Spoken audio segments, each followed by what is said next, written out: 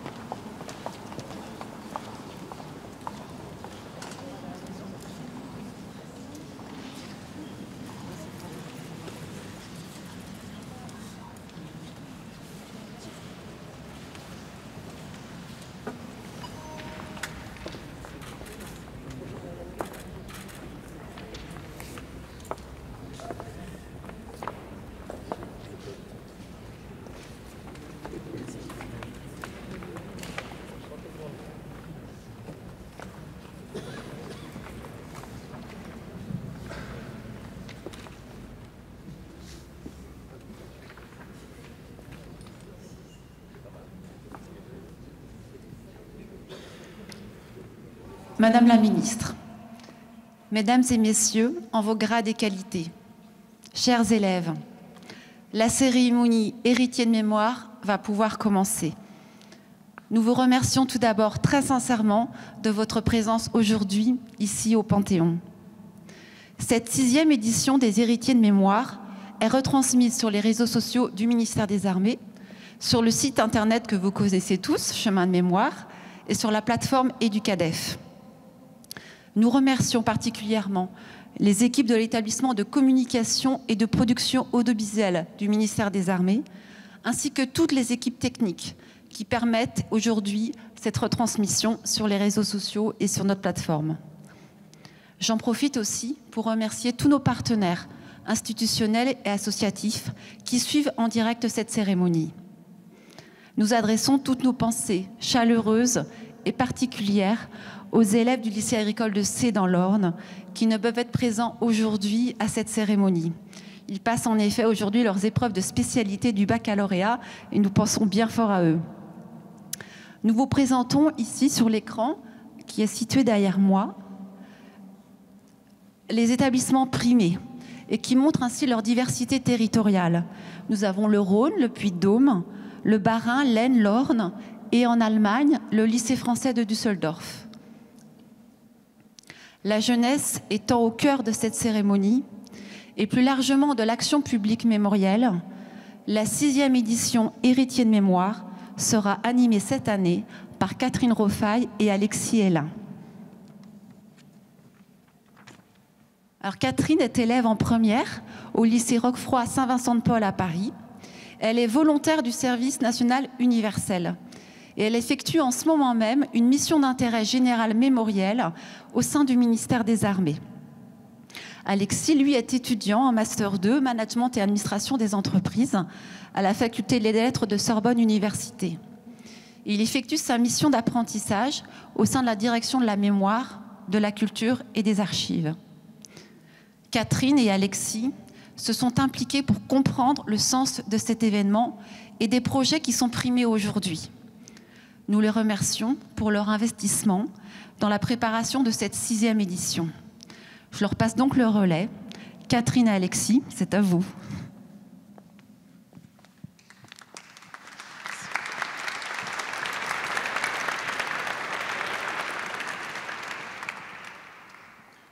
Merci Anne-Gaëlle. Nous sommes très heureux avec Catherine d'animer cette cérémonie. Cela a beaucoup de sens pour nous. Des sacs héritiers de mémoire vous ont été remis. Vous y trouverez notamment une présentation de tous les projets primés aujourd'hui, le hors-série de la revue Les chemins de la mémoire, consacré au thème de la mémoire partagée entre la France et l'Allemagne, ainsi que le dernier numéro de cette revue intitulée 1962, fin de guerre en Algérie. La parole est maintenant à Monsieur David Madec, administrateur du Panthéon, qui nous accueille aujourd'hui en ces lieux et dont l'équipe s'est fortement impliquée dans la préparation de cette cérémonie.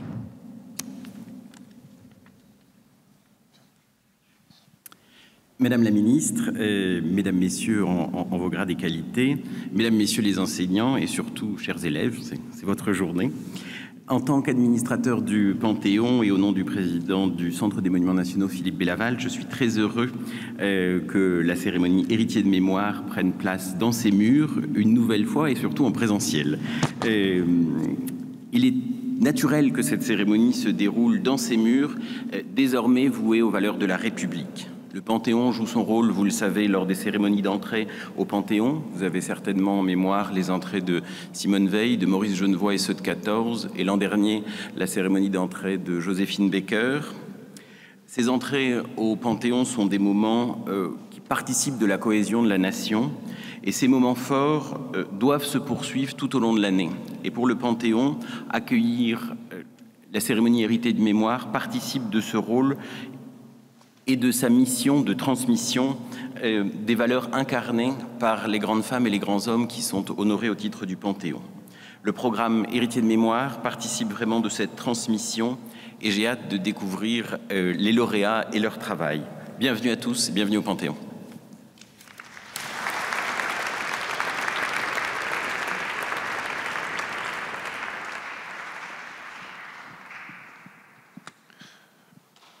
Merci, Monsieur Madec, de vos mots de bienvenue. Cette 6e édition des Héritiers de mémoire met tout particulièrement en lumière la grande diversité des actions scolaires d'enseignement de défense, ainsi que la capacité des enseignants et des élèves à mettre en œuvre des projets remarquables. Ainsi, les arts, le cinéma, bien entendu, mais aussi la musique, ont tous leur place. Nous invitons Madame la ministre déléguée chargée de la mémoire et des anciens combattants, Madame Geneviève Darrieussecq, à ouvrir officiellement cette cérémonie.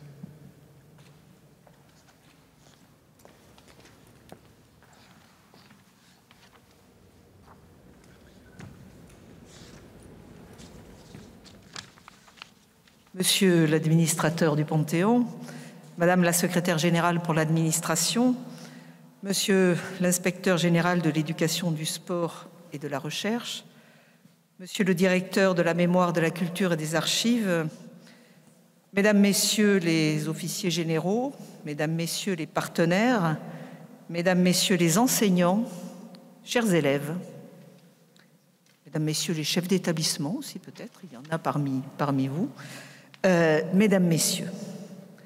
Alors une nouvelle fois, le Panthéon ouvre ses portes à la jeunesse, à cette jeune génération dont le travail de mémoire mérite d'être valorisé. Monsieur l'administrateur du Panthéon, une nouvelle fois, je vous remercie très sincèrement d'accueillir ces élèves en ces lieux si prestigieux et pour cette cérémonie à laquelle, vous le savez, je suis particulièrement attachée. Au Panthéon, l'écho de la mémoire est à la fois puissant et singulier. Il y résonne au nom de Jean Jaurès, Victor Schœlcher, Jean Moulin, Germaine Tillon et Geneviève de Gaulle-Antonios, et bien évidemment de celui de Simone Veil, de Maurice Genevoix et de Joséphine Baker, entrés en ces lieux au cours des 5 dernières années. Ces figures ont en commun l'engagement et l'amour de la France, le service de l'intérêt général et l'attachement aux valeurs de la République. Toutes et tous ont laissé dans notre histoire une empreinte indélébile. Ce chemin, chers élèves, par votre engagement dans ce concours, par votre partage de la mémoire, il est aussi le vôtre et je vous remercie sincèrement d'avoir attaché de l'importance à ces travaux. En 2021, lorsque le président de la République décide que Joséphine Baker entrera au Panthéon, C'est la femme des combats et de la résistance qui l'honore. Mais c'est aussi toute la République qui célèbre l'égalité et l'unité du genre humain. C'est la France dans son ensemble qui lance un message d'universalisme.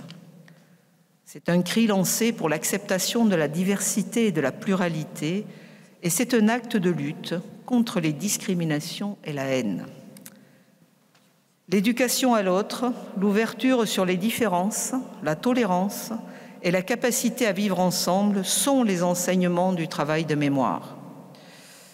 En travaillant sur son passé, on construit son présent et on se forge des valeurs. J'y crois profondément. Et cette année encore, vous êtes là pour le démontrer. À ce titre, je me réjouis de remettre dans quelques instants aux élèves du collège Aimé Césaire de Vaux-en-Velin le trophée, mais aussi un triomphe, dans le cadre de la mention lutte contre la haine et les discriminations, pour leur projet intitulé La lanterne magique d'Isieux. Ces collégiens ont réalisé un court-métrage à partir des dessins des enfants d'Isieux. Je veux vraiment vous remercier et vous féliciter très sincèrement de l'engagement dont vous avez fait preuve dans ce projet. Et par ailleurs, bien sûr, je félicite l'ensemble des lauréats, du primaire au lycée. Je dois vous dire ma grande joie et satisfaction de vous voir, vous tous ici rassemblés, même si certains n'ont pas pu rejoindre Paris pour des raisons impérieuses d'examen. Ce travail témoigne de votre enthousiasme et de votre soif d'apprentissage. Vous avez lu, appris, travaillé ensemble. Vous avez mobilisé les outils numériques. Vous vous êtes confrontés aux lieux de mémoire. Vous avez créé, vous avez co-animé une cérémonie nationale. Alors, je salue bien évidemment tous les chefs d'établissement et tous les professeurs, sans qui, je le dis toujours, rien ne serait possible, et dont je sais et loue le dynamisme comme le sens de l'innovation. Je veux remercier aussi tous ceux qui ont participé à ces projets, personnels de l'éducation nationale, civils et militaires de la défense, anciens combattants. Je tiens à saluer le travail des services et des équipes de la direction de la mémoire, de la culture et des archives. Cette cérémonie est d'abord le reflet de la diversité. 6 villes sont représentées aujourd'hui. Des classes de collège, de lycée, des élèves issus de filières générales, professionnelles, agricoles sont récompensés. Sur la carte, je disais qu'il n'y avait pas assez au sud. Moi qui suis du sud, mais bon, l'année prochaine. Mais faut-il qu'au sud, ils travaillent? Donc je vais aller regarder ça de plus près dans ma région, mais je crois qu'ils y travaillent. Diversité également de notre mémoire nationale avec des projets portant sur la Grande Guerre, la résistance, la déportation, le patrimoine de Pierre et, je l'ai dit, la lutte contre la haine et les préjugés. Cette cérémonie est ensuite une des manifestations du lien fort qui lie les armées, la jeunesse, mais qui lie les armées et l'éducation nationale. Un lien que nous avons renforcé au cours de ce mandat et que la crise sanitaire n'a pas ébranlé. Je profite de l'occasion qui m'est donnée pour remercier chaleureusement Monsieur Édouard Geffray, directeur général de l'enseignement scolaire du ministère de l'Éducation nationale, de la Recherche et des Sports, Monsieur Tristan Lecoq, inspecteur général de l'Académie nationale du sport et de la recherche, et Madame Valérie Baduel, directrice générale de l'enseignement de la recherche du ministère de l'Agriculture et de l'Alimentation, pour leur implication dans notre mission commune d'éducation à la citoyenneté. Pendant 5 ans, j'ai souhaité que le ministère des Armées accomplisse un travail déterminant en faveur de la jeunesse, de l'engagement et de la cohésion nationale. Il existe en effet un pacte de confiance entre l'avenir du pays et le ministère des Armées. pour transmettre une culture de défense et de résilience, pour renforcer notre cohésion nationale autour de nos valeurs et principes républicains, pour former les jeunes citoyens aux enjeux de la défense et de l'engagement. Les armées, par nombre de dispositifs, sont un moteur pour l'égalité des chances, pour l'apprentissage de la citoyenneté et pour l'insertion professionnelle. J'ai souhaité aussi que l'on porte l'effort sur le nombre et la répartition des classes de défense dans les collèges et les lycées. Je crois profondément en ce modèle donnant-donnant, ce modèle de proximité entre les armées et l'éducation nationale. Entre 2017 et aujourd'hui, nous sommes passés de 217 à 420 classes de défense et nous touchons ainsi plus de 10 500 collégiens et lycéens. Ces classes sont bâties autour d'un parrainage entre une unité militaire et des élèves et elles connaissent de très beaux succès pédagogiques. L'objectif est simple, doubler leur nombre. Donc, tous au travail pour poursuivre cet enjeu et atteindre cet objectif dans les meilleurs délais. Je suis également très attachée à l'enseignement de défense, et notamment dans les temps que nous connaissons. En ces heures tragiques où la guerre ressurgit aux portes de l'Union européenne, où le drame ukrainien nous émeut tous, où les tensions se font chaque jour plus fortes, il est plus que jamais essentiel que les élèves de France soient sensibilisés aux enjeux de géopolitique et aux enjeux de défense. Après l'enseignement de défense, avec le service national universel, viendra le séjour de cohésion pour tous nos jeunes. Les armées y prennent toute leur part avec la journée défense-mémoire qui complétera cet enseignement de défense pour toute une génération. Alors vous le voyez dans ces différents dispositifs, dans ces différentes ambitions, eh bien, nous retraçons l'objectif final qui en fait est de dire que notre société a besoin d'une jeunesse qui s'engage pour l'intérêt général, qui adhère aux valeurs républicaines, d'une jeunesse attachée à la République. Nous avons besoin d'une jeunesse enthousiaste, mais je sais que vous l'êtes, vous ici présents, qui, tout en portant la mémoire de ses aïeux, tout en connaissant ses droits et ses devoirs, une jeunesse qui reste remplie d'optimisme et de projets pour l'avenir. Alors, ces chers élèves et chers enseignants, la résonance de votre engagement, c'est l'esprit de votre investissement dans les héritiers de mémoire. Vous engagez avec le cœur, tout en aiguisant votre esprit critique pour combattre tout ce qui vient piétiner nos valeurs communes. En cela, vous êtes, vous tous, des modèles, des héritiers de mémoire et des ambassadeurs de la France des Lumières. Donc j'ouvre officiellement cette belle cérémonie. Bravo à tous et merci.